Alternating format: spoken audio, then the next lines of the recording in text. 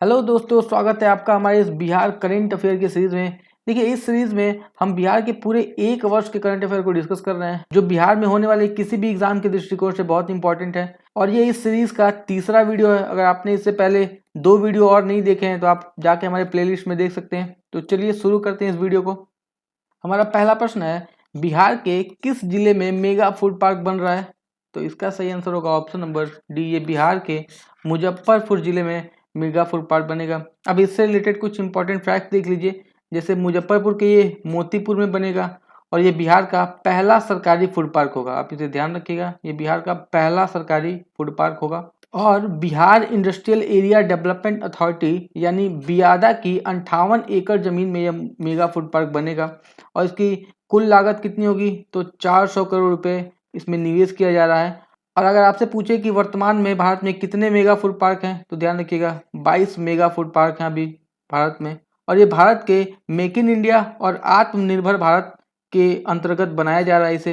और देखिए, एक और इम्पॉर्टेंट बात आप यहाँ याद रखिएगा कि किसी भी मेगा फूड पार्क की स्थापना के लिए 50 एकड़ जमीन की आवश्यकता होती है, जो अलग थलग ना हो, एक ही जगह हो, और वो भी 50 एकड़ जमीन, तो ही आप मेगा फूड पार्क की स्थापना कर सकते हैं। तो आप इसे ध्यान रखिएगा।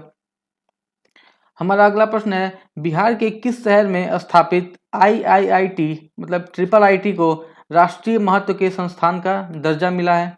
तो इसका सही आंसर होगा ऑप्शन नंबर सी, ये भागलपुर के IIIT को राष्ट्रीय महत्व के संस्थान का दर्जा मिला है। अब देखिए, अभी वर्तमान में कुल 25 IIIT हैं, जिसमें से सिर्फ 5 को राष्ट्रीय संस्थान का दर्जा मिला है। ये 5 कौन कौन से हैं? देखिए, भागलपुर अभी वर्तमान में बिहार को मिला, दूसरा है सूरत, तीसरा रायचूर जो कर्नाटक में है, चौथा भोपाल मध्य प्रदेश, और पांचवा है अगरतला जो त्रिपुरा में है। और आप यहाँ याद रखना, राष्ट्रीय महत्व के संस्थान का दर्जा मिलने के बाद ये डिप्लोमा, डिग्री, PhD आदि जारी करने का इनका कानूनी अधिकार हो जाता है इनके पास। हमारा अगला प्रश्न है, किस सरकार द्वारा प्यार का पौधा अभियान की शुरुआत की गई है? तो इसका सही आंसर होगा ऑप्शन नंबर बी, ये बिहार राज्य द्वारा शुरू किया गया है प्यार का पौधा। ये देखो कब शुरू किया गया था, ध्यान रखना 14 फरवरी 2020 को ये शुरू किया गया था। अभी कोरोना चल रहा है, इसलिए ये न्यूज़ बहुत इंपॉर्टेंट है। और ये किस मिशन के तहत चालू किया गया था? तो जल जीवन हरियाली मिशन के तहत इसे शुरू किया गया है और पर्यावरण और वन विभाग द्वारा इसे शुरू किया गया है। और इस अभियान का उद्देश्य पेड़ लगाने की प्रथा को बढ़ावा देना है। अब देखो, ये जो छड़ी नदी है ये न्यूज़ में क्यों है, तो इसको भी जान लेते हैं। ये देखो, ये है छड़ी नदी, और 20 साल पहले तक गोपालगंज जिले में ये गांव शहर होते हुए 58 किलोमीटर का सफर तय करने के बाद ये सिवान से ये जो नदी है वो निकलती थी। और देखो, ये वर्तमान में न्यूज़ में इसलिए है क्योंकि अभी इसकी साफ सफाई कराने की बात चल रही है, इसलिए ये अभी न्यूज़ में है। तो आपके एग्जाम में ये पूछा जा सकता है।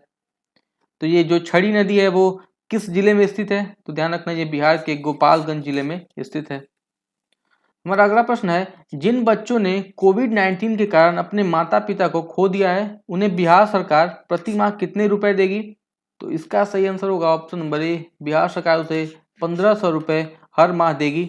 और अगर आपसे एग्जाम में पूछ ले कि ये जो 1500 रुपये हर महीने दिए जाएंगे, ये किस योजना के तहत दिए जाएंगे, तो ध्यान रखिएगा, बिहार मुख्यमंत्री बाल सहायता योजना शुरू किया गया है 30 मई को, और इसी योजना के तहत ये 1500 रुपये हर महीने दिए जाएंगे। और किनको मिलेंगे ये पैसे? तो ऐसे बच्चे बच्चियों जिनके माता पिता दोनों की मृत्यु हो गई हो, जिनमें से कम एक की मृत्यु कोरोना से हुई हो, उन्हें बाल सहायता योजना के अंतर्गत राज्य सरकार द्वारा 18 वर्ष होने तक 1500 रुपये प्रति माह दिए जाएगा। और जिन अनाथ बच्चे बच्चियों के अभिभावक नहीं हैं, उनकी देख रेख बाल गृह में की जाएगी। और ऐसे बच्चियों का कस्तूरबा गांधी बालिका आवास विद्यालय में प्राथमिकता पर नामांकन कराया जाएगा। तो आप इतनी सब बातों को याद रखिएगा। हमारा अगला प्रश्न है, बिहार सरकार ने 6 से 12 तक के बच्चों को ऑनलाइन शिक्षा प्रदान करने के लिए कौन सा ऐप जारी किया है? तो इसका सही आंसर होगा ऑप्शन नंबर डी, ये मेरा मोबाइल मेरा विद्यालय बिहार सरकार द्वारा शुरू किया गया है। ये जो कोरोना पैंडेमिक चल रहा है, इसमें बच्चों की शिक्षा प्रभावित ना हो, इसलिए ये ऐप जारी किया गया है। और ये किस कार्यक्रम के तहत लॉन्च किया गया है? तो ध्यान रखिएगा, ये ऐप जो है उन्नयन बिहार कार्यक्रम के तहत लॉन्च किया गया है। और बिहार सरकार ने एक और ऐप लॉन्च किया है, आप उसे भी ध्यान रखिएगा, विद्या वाहिनी ऐप लॉन्च किया गया है। इसमें 1 से 12 तक के बच्चे जो हैं वो अपनी सारी पुस्तकें ऑनलाइन डाउनलोड कर सकते हैं। तो आप इन दोनों ऐप को याद रखिएगा, एक विद्या वाहिनी ऐप और एक मेरा मोबाइल मेरा विद्यालय ऐप। हमारा अगला प्रश्न है, पुस्तक ऑन पॉइंट नरेंद्र मोदी के लेखक कौन है? तो इसका सही आंसर होगा ऑप्शन नंबर सी, सुल्तान अलीमुद्दीन साहब इस पुस्तक के लेखक हैं। अब ये क्यों इंपॉर्टेंट है ये क्वेश्चन, तो ध्यान रखिएगा, इसका विमोचन जो है वो सुशील मोदी साहब ने किया है, इसलिए ये बुक इंपॉर्टेंट हो जाती है। और ये सुल्तान अलीमुद्दीन हैं कौन, तो ध्यान रखिएगा, ये पेट्रोलियम इंजीनियर हैं और ये पटना के निवासी हैं, इन्होंने इस पुस्तक को लिखा है। हमारा अगला प्रश्न है, नमामि गंगे प्रोजेक्ट के तहत बिहार के किस जिलों के घाटों का विकास किया जा रहा है? तो इसका सही आंसर होगा ऑप्शन नंबर बी, ये भागलपुर के 3 घाट हैं उनका विकास किया जा रहा है। इन तीनों घाटों को देख लेते हैं। देखिए भागलपुर के 3 घाट हैं, एक है पूर्वी अखाड़ा घाट, दूसरा चंद्रवाड़ा घाट और तीसरा है सिद्धि घाट। तो आप इन तीनों घाटों को याद रखिएगा। अच्छा, ये जो गंगा है आपसे पूछ लिया अगर कि बिहार में ये कहाँ से प्रवेश करती है, तो देखिए आपको मैप में दिखाता हूँ। ये देखिए ये है गंगा और ये बिहार में बक्सर जिला से प्रवेश करती है और ये बिहार को लगभग 2 बराबर भागों में बांटती हुई ये भागलपुर से निकल जाती है। हमारा अगला प्रश्न है, नए बिहार विधानसभा के अध्यक्ष के लिए किसे चुना गया है? तो इसका सही आंसर होगा option number D, Vijay Kumar Sinha ji को नए बिहार विधानसभा के अध्यक्ष के रूप में चुना गया है। ये देखिए ये हैं विजय कुमार सिन्हा जी और इनसे कुछ इंपॉर्टेंट फैक्ट्स आप याद रखिएगा। जैसे देखिए आप यहाँ याद रखिएगा कि बिहार में पहली बार भारतीय जनता पार्टी से कोई स्पीकर बना है, इससे पहले अभी तक कोई भारतीय जनता पार्टी से स्पीकर नहीं बना था। ये पहले हैं विजय कुमार सिन्हा जी जो भारतीय जनता पार्टी से स्पीकर बने हैं। और ये विजय कुमार सिन्हा जी चौथी बार लखीसराय से जीतकर विधानसभा पहुंचे हैं। हमारा अगला प्रश्न है, बिहार के किस डॉक्टर को WHO ने अपने एक ग्रुप में शामिल किया है? तो इसका सही आंसर होगा ऑप्शन नंबर डी, बिहार के डॉक्टर राजेंद्र आजाद जी को WHO ने अपने एक ग्रुप में शामिल किया है। और बात करें इस ग्रुप में कितने सदस्य होंगे, तो ध्यान रखिएगा 11 इसमें सदस्य होंगे, जिनमें से सिर्फ एक भारतीय हैं। वो कौन है? डॉक्टर राजेंद्र आजाद जी। हमारा अगला प्रश्न है, बिहार के औरंगाबाद से मधुबनी तक कितने किलोमीटर का ग्रीन फील्ड एक्सप्रेसवे बनेगा? तो इसका सही आंसर होगा ऑप्शन नंबर डी, ये 212 किलोमीटर का बिहार में ग्रीन फील्ड एक्सप्रेसवे बनेगा। अब इससे इंपॉर्टेंट फैक्ट्स जो आपके एग्जाम में जरूर पूछे जाएंगे तो आप उसे देख लीजिए। ये ग्रीन फील्ड जो एक्सप्रेसवे है वो औरंगाबाद के आमस GT रोड को मधुबनी के जयनगर को जोड़ेगा। ये लगभग कितने किलोमीटर का होगा? 212 किलोमीटर का ये होगा। और ये जो ग्रीन फील्ड एक्सप्रेसवे बन रहा है उसमें ध्यान रखिएगा 3 एयरपोर्ट कवर होंगे। कौन कौन से? गया एयरपोर्ट, पटना एयरपोर्ट और दरभंगा एयरपोर्ट। ये तीनों एयरपोर्ट इस एक्सप्रेसवे में कवर होंगे। और ये जो एक्सप्रेसवे है वो कब तक बन के तैयार होगा? तो ध्यान रखिएगा 2024 तक ये बन के तैयार होगा। और इसकी लागत कितनी है? 7600 करोड़ इसकी लागत है। अब आप यहाँ एक बात याद रखिएगा जो बहुत इंपॉर्टेंट है, एक होता है ग्रीन फील्ड और एक होता है ब्राउन फील्ड। इन दोनों में अंतर क्या होता है तो आप ध्यान रखिए। देखिए ग्रीन फील्ड जो होता है वो एकदम नया प्रोजेक्ट होता है, मतलब नया सड़क बन रहा है, कोई भी चीज़ नया एकदम नए सिरे से शुरू होगा तो उसे हम ग्रीन फील्ड प्रोजेक्ट कहेंगे। और एक दूसरा होता है ब्राउन फील्ड प्रोजेक्ट। ये ऐसे प्रोजेक्ट होते हैं जैसे मान लीजिए कोई सड़क है, इसमें गड्ढे वड्ढे हैं, इसको मरम्मत करना, इसको भरना, इसको ठीक करना, ये आ जाएगा ब्राउन फील्ड प्रोजेक्ट में। मतलब कोई पुराना काम उसको वापस से ठीक करना ब्राउन फील्ड प्रोजेक्ट होगा और नए सिरे से काम करना वो होगा ग्रीन फील्ड प्रोजेक्ट। तो आप इन दो फील्ड को याद रखिएगा, ग्रीन फील्ड और ब्राउन फील्ड। अब बात करें कि ये जो प्रोजेक्ट है वो बिहार के कितने जिलों से गुजरेगी, तो ध्यान रखिएगा ये 8 जिलों से गुजरेगी। देख लेते हैं कौन कौन। देखिए बिहार के जो है 8 जिलों को कवर करेगा। देखिए ये औरंगाबाद से स्टार्ट होगा, ये गया, जहानाबाद, पटना और यहाँ से वैशाली, मुजफ्फरपुर, दरभंगा और ये मधुबनी के जयनगर तक ये जाएगा। तो ये टोटल 8 जिलों को कवर करेगा, आप इसे काउंट कर लीजिएगा। मतलब ये साउथ बिहार को नॉर्थ बिहार से जोड़ेगा। और अगर आपसे पूछे कि ये जो प्रोजेक्ट है वो बना कौन रहा है तो ध्यान रखिएगा NHAI national highway authority of India इसे बना रहा है। हमारा अगला प्रश्न है, हाल ही में उत्तम प्रसाद पासवान का निधन हो गया, इनका संबंध किस क्षेत्र से था?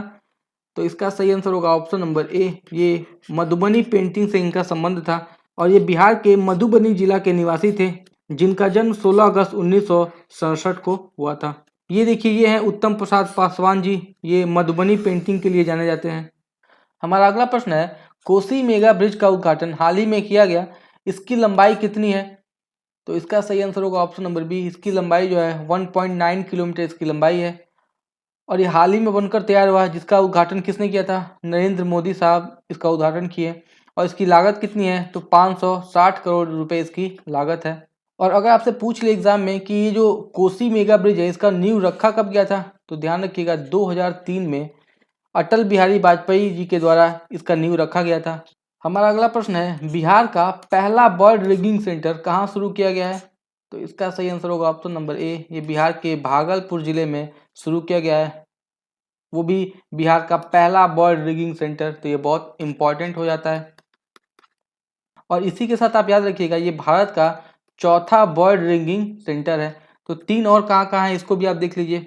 पहला तमिलनाडु के पॉइंट कालीमेयर में है, दूसरा राजस्थान के भरतपुर में है और तीसरा उड़ीसा के चिल्का में स्थित है। और ये चौथा भारत का बर्ड रिगिंग सेंटर खुला है वो बिहार के भागलपुर जिले में खोला गया है। अब देखिए जो बर्ड रिगिंग सेंटर है इसका काम क्या है, तो ध्यान रखिएगा इसका काम है प्रवासी पक्षियों के अवलोकन, निगरानी और अनुसंधान के लिए पक्षियों का इसमें रिकॉर्ड रखा जाएगा इस रिंगिंग सेंटर में।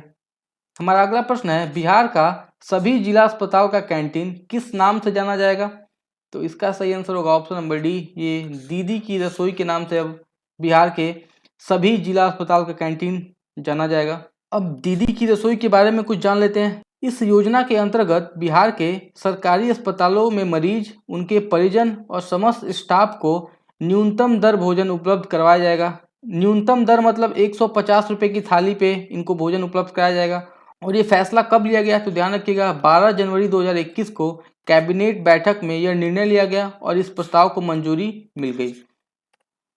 हमारा अगला प्रश्न है, बिहार के किस व्यक्ति को महावीर अवार्ड 2021 से सम्मानित किया गया है, तो इसका सही आंसर होगा ऑप्शन नंबर ए, ये बिहार के आनंद कुमार। ये आनंद कुमार वही हैं सुपर 30 के संस्थापक जो हैं, इन्हीं को महावीर अवार्ड 2021 से सम्मानित किया गया है। और ये किसके द्वारा दिया जाता है, तो ये भी आप ध्यान रखिएगा, इसे भगवान महावीर संस्था द्वारा दिया जाता है।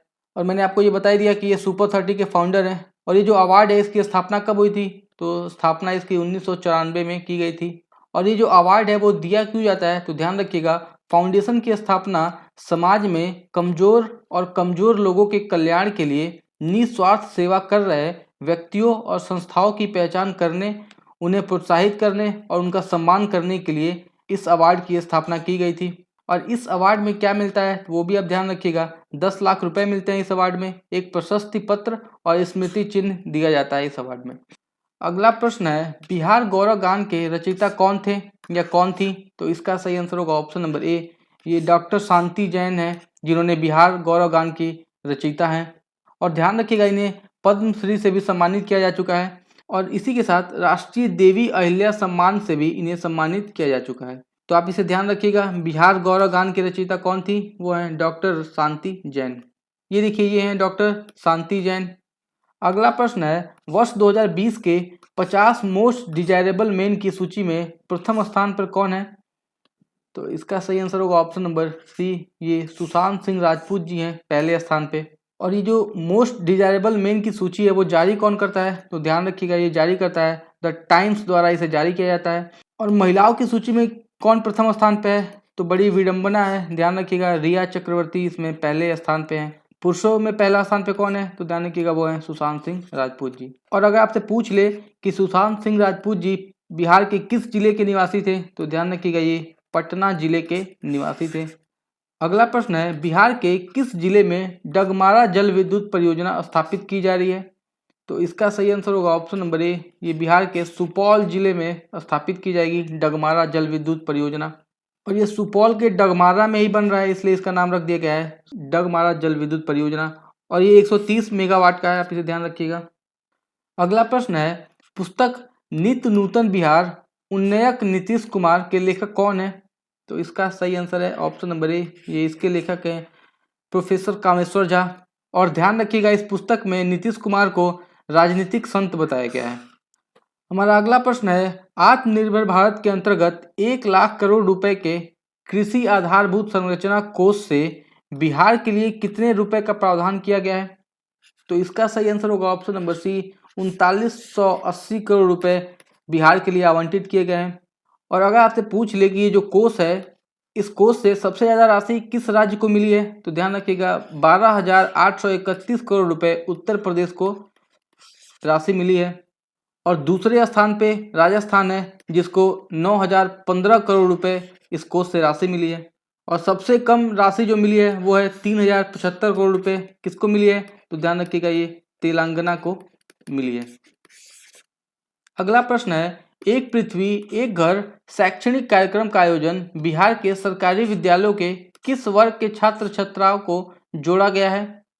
तो इसका सही आंसर होगा ऑप्शन नंबर बी, 1 से 8 वर्ग के जो छात्र और छात्राएं हैं उनको इस शैक्षणिक कार्यक्रम से जोड़ा गया है। और देखिए, इसका जो मेन मोटिव है वो बच्चों में पर्यावरण को लेकर जागरूकता फैलाना है, इसलिए ये कार्यक्रम चलाया गया।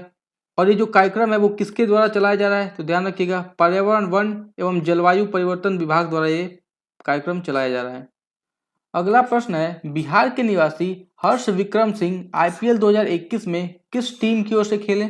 तो इसका सही आंसर होगा ऑप्शन नंबर ए, ये दिल्ली कैपिटल की ओर से हर्ष विक्रम सिंह ने खेला। और ये जो हर्ष विक्रम सिंह हैं ये बिहार के जमुई जिले के निवासी हैं। और ध्यान रखिएगा, इनके जो फादर हैं वो दिल्ली पुलिस में डीआईजी स्तर के पदाधिकारी हैं, जिनका नाम है अमरेंद्र कुमार सिंह। हमारा अगला और आखिरी प्रश्न है, बिहार के किस जिले में कांवर झील है? तो इसका सही आंसर होगा ऑप्शन नंबर ए, ये बिहार के बेगूसराय जिले में स्थित है कांवर झील। अब ये न्यूज़ में क्यों है? तो ध्यान रखिएगा, हाल ही में इसे रामसर साइट का दर्जा मिला है और ये भारत का 39वां रामसर साइट बन गया है। और अगर आपसे पूछे कि वर्तमान में कितने रामसर साइट हैं, तो ध्यान रखिएगा वर्तमान में 42 रामसर साइट है भारत में। और ये जो कांवर झील है वो गंडक नदी द्वारा बनाया गया एक गोखुर झील है, आप इसे ध्यान रखिएगा। तो दोस्तों, ये हमारे वीडियो का एंड है। अगर आपको ये वीडियो अच्छा लगा तो प्लीज़ इस वीडियो को लाइक करिएगा, चैनल को सब्सक्राइब करिएगा और हम नेक्स्ट वीडियो में मिलेंगे। तब तक के लिए जय हिंद।